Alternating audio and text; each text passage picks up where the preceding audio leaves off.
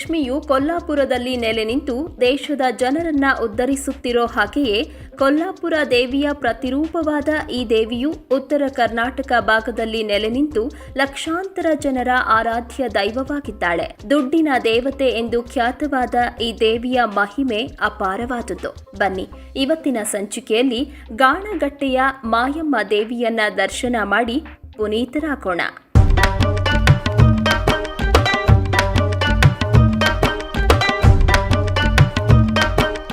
ನೂರಾರು ವರ್ಷಗಳಷ್ಟು ಪುರಾತನವಾದ ಈ ದೇವಾಲಯದಲ್ಲಿ ಮಾಯಮ್ಮ ದೇವಿಯು ನೆಲೆ ನಿಂತಿದ್ದು ಈಕೆಯನ್ನ ಕೊಲ್ಲಾಪುರ ಮಹಾಲಕ್ಷ್ಮೀ ದೇವಿಯ ಪ್ರತಿರೂಪ ಎಂದು ಹೇಳಲಾಗುತ್ತೆ. ಎತ್ತರವಾದ ಗೋಪುರವನ್ನ ಹೊಂದಿರುವ ಈ ಆಲಯದ ಗರ್ಭಗುಡಿಯಲ್ಲಿ ದೇವಿಯು ಅರಿಶಿಣ ಬಣ್ಣದಿಂದ ಕಂಗೊಳಿಸುತ್ತಿದ್ದಾಳೆ. ಕೊಲ್ಲಾಪುರದಿಂದ ಗಾಣಗಟ್ಟೆಗೆ ಬರುತ್ತಿದ್ದ ಎಮ್ಮೆ ವ್ಯಾಪಾರಿಗಳ ಜೊತೆ ದೇವಿಯು ಇಲ್ಲಿಗೆ ಬಂದು ನೆಲೆಸಿದಳೆಂಬ ಪ್ರತೀತಿ ಇದೆ. ಸಾಮಾನ್ಯವಾಗಿ ಎಲ್ಲ ದೇಗುಲಗಳಲ್ಲಿ ಹರಕೆ ರೂಪದಲ್ಲಿ ಅಕ್ಕಿ, ಕಾಯಿ ಅಭಿಷೇಕ ಮಾಡೋದನ್ನ ನೋಡಿರ್ತೀರಿ. ಆದರೆ ಈ ತಾಯಿಗೆ ಹಣವೆಂದರೆ ಬಲು ಪ್ರಿಯವಾಗಿದ್ದು, ಮಕ್ಕಳಾಗದವರು, ಉದ್ಯೋಗ ಸಮಸ್ಯೆ ಇರುವವರು, ಅನಾರೋಗ್ಯ ಸಮಸ್ಯೆ, ಹೀಗೆ ನಾನಾ ಸಮಸ್ಯೆ ಇರುವವರು ದೇವಿಯ ಬಳಿ ಬಂದು ತಮ್ಮ ಶಕ್ತ್ಯಾನುಸಾರ ನೋಟಿನ ಹಾರವನ್ನ ಹಾಕಿಕೊಡುತ್ತೇವೆ ಎಂದು ಹರಕೆ ಹೊತ್ತುಕೊಂಡರೆ ಆ ದೇವಿ ಎಲ್ಲ ಸಮಸ್ಯೆಗಳನ್ನ ದೂರ ಮಾಡ್ತಾಳೆ ಎಂಬ ನಂಬಿಕೆ ಇಲ್ಲಿಗೆ ಬರುವ ಭಕ್ತಾದಿಗಳಲ್ಲಿ ಮನೆ ಮಾಡಿದೆ. ವಿಶೇಷವಾಗಿ ಈ ದೇವಿಯ ಬಳಿ ಸಂತಾನ ಪ್ರಾಪ್ತಿಗಾಗಿ ಬೇಡಿಕೊಂಡರೆ ಆ ದೇವಿ ಹರಕೆ ಹೊತ್ತ 1 ವರ್ಷದಲ್ಲಿ ಉತ್ತಮವಾದ ಮಗುವನ್ನ ಕರುಣಿಸ್ತಾಳೆ ಎಂದು ಹೇಳಲಾಗುತ್ತೆ. ಮಗುವನ್ನ ಪಡೆದವರು ಮಗುವಿನ ತೂಕದಷ್ಟೇ ವಸ್ತುವನ್ನ ನೀಡಬೇಕು.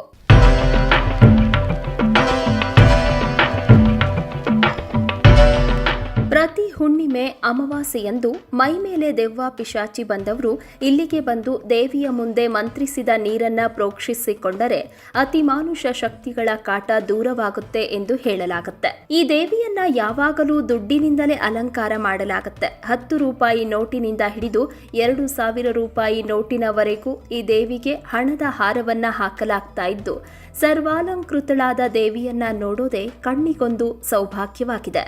ಈ ಕ್ಷೇತ್ರಕ್ಕೆ ಬಂದವರು ತಮ್ಮ ಕೆಲಸ ಆಗುತ್ತೋ ಇಲ್ಲವೋ ಎಂದು ತಿಳಿದುಕೊಳ್ಳಲು ಚೀಟಿ ಪ್ರಸಾದವನ್ನ ನೋಡಬಹುದಾಗಿದೆ. ಪ್ರತಿದಿನ 6:30ಕ್ಕೆ ದೇವಿಯನ್ನ ಗದ್ದುಗೆಯಿಂದ ಎಬ್ಬಿಸಿ ಊರು ಸುತ್ತಿಸಿ ಪುನಃ ರಾತ್ರಿ 8 ಗಂಟೆ ಸುಮಾರಿಗೆ ದೇವಸ್ಥಾನಕ್ಕೆ ಕರೆತರಲಾಗುತ್ತೆ.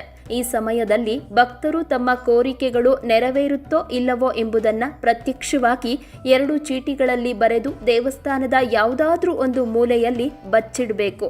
ದೇವಿಯ ಪಲ್ಲಕ್ಕಿ ಈ ಚೀಟಿಯ ಸಮೀಪ ಬಂದರೆ ಕೋರಿಕೆಗಳು ಸಿದ್ಧಿಸುತ್ತೆ ಎಂದು, ದೇವಿಯ ಪಲ್ಲಕ್ಕಿ ಚೀಟಿಯನ್ನ ಮುಟ್ಟದೆ ಹೋದ್ರೆ ಅಂದುಕೊಂಡ ಕೆಲಸ ಆಗೋದಿಲ್ಲ ಎಂದು ಹೇಳಲಾಗುತ್ತೆ. ನವರಾತ್ರಿಯನ್ನ ವಿಜೃಂಭಣೆಯಿಂದ ಆಚರಿಸೋ ಈ ದೇವಾಲಯದಲ್ಲಿ ಫೆಬ್ರವರಿ-ಮಾರ್ಚ್ ತಿಂಗಳಿನಲ್ಲಿ ದೇವಿಯ ರಥೋತ್ಸವವನ್ನ ಆಚರಿಸಲಾಗುತ್ತೆ.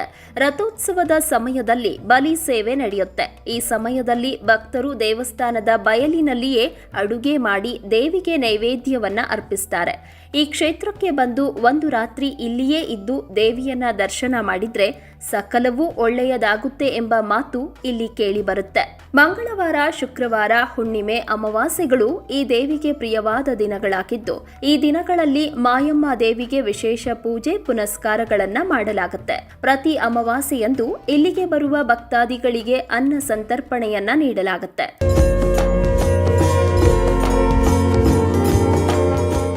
ಪ್ರತಿನಿತ್ಯ ಬೆಳಗ್ಗೆ 6 ಗಂಟೆಯಿಂದ ರಾತ್ರಿ 8 ಗಂಟೆಯವರೆಗೆ ದೇವಿಯನ್ನ ದರ್ಶನ ಮಾಡಬಹುದಾಗಿದ್ದು, ದೇವಸ್ಥಾನಕ್ಕೆ ಬಂದವರು ತಮ್ಮ ಇಷ್ಟಾನುಸಾರ ದೇವಿಗೆ ಕಾಣಿಕೆಯನ್ನ ಸಲ್ಲಿಸಬಹುದಾಗಿದೆ. ಅತ್ಯಂತ ಶಕ್ತಿಶಾಲಿಯಾದ ಮಾಯಮ್ಮ ದೇವಿ ದೇವಾಲಯವು ಬಳ್ಳಾರಿ ಜಿಲ್ಲೆಯ ಕೂಡ್ಲಗಿ ತಾಲೂಕಿನ ಗಾಣಗಟ್ಟೆ ಎಂಬ ಪ್ರದೇಶದಲ್ಲಿದೆ.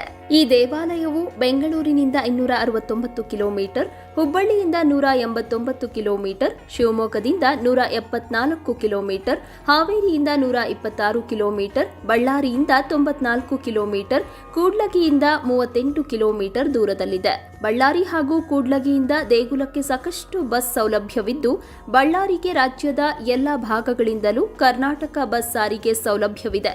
ಸಾಧ್ಯವಾದರೆ ದುಡ್ಡಿನ ದೇವತೆಯಾದ ಗಾಣಗಟ್ಟಿಯ ಮಾಯಮ್ಮ ದೇವಿಯನ್ನ ನೀವು ಒಮ್ಮೆ ದರ್ಶನ ಮಾಡಿ ಆ ದೇವಿಯ ಕೃಪೆಗೆ ಪಾತ್ರರಾಗಿ ಅಂತ ಹೇಳ್ತಾ ಈ ದೇಗುಲದ ಬಗ್ಗೆ ಮಾಹಿತಿಯನ್ನ ನೀಡಿದ ಮಲ್ಲಿಕಾ ಪರಮೇಶ್ವರ್ ಅವರಿಗೆ ಧನ್ಯವಾದಗಳನ್ನ ತಿಳಿಸ್ತಾ ಇವತ್ತಿನ ಧರ್ಮ ದೇಗುಲ ದರ್ಶನ ಕಾರ್ಯಕ್ರಮವನ್ನ ಮುಗಿಸ್ತಾ ಇದ್ದೇವೆ. ವೀಕ್ಷಕರ ಗಮನಕ್ಕೆ ನಿಮ್ಮ ಅನಿಸಿಕೆ ಅಥವಾ ಅಭಿಪ್ರಾಯಗಳನ್ನು ಕಮೆಂಟ್ ಮುಖಾಂತರ ವ್ಯಕ್ತಪಡಿಸಬಹುದು. ಹಾಗೂ ನಿಮ್ಮ ಸುತ್ತಮುತ್ತ ಇದೇ ತರಹದ ಅದ್ಭುತ ದೇವಾಲಯಗಳಿದ್ದರೆ ಅದರ ಸಂಪೂರ್ಣ ಮಾಹಿತಿಗಳನ್ನು ನಮಗೆ ಇಮೇಲ್ ಮುಖಾಂತರ ತಿಳಿಸಬಹುದು. ನಮ್ಮ ಇಮೇಲ್ ಐಡಿ inspireKannada@gmail.com. ಮುಂದಿನ ಸಂಚಿಕೆಯಲ್ಲಿ ಮತ್ತೊಂದು ವಿಶೇಷವಾದ ದೇಗುಲದ ಮಾಹಿತಿಯೊಂದಿಗೆ ನಿಮ್ಮ ಮುಂದೆ ಬರ್ತೀವಿ.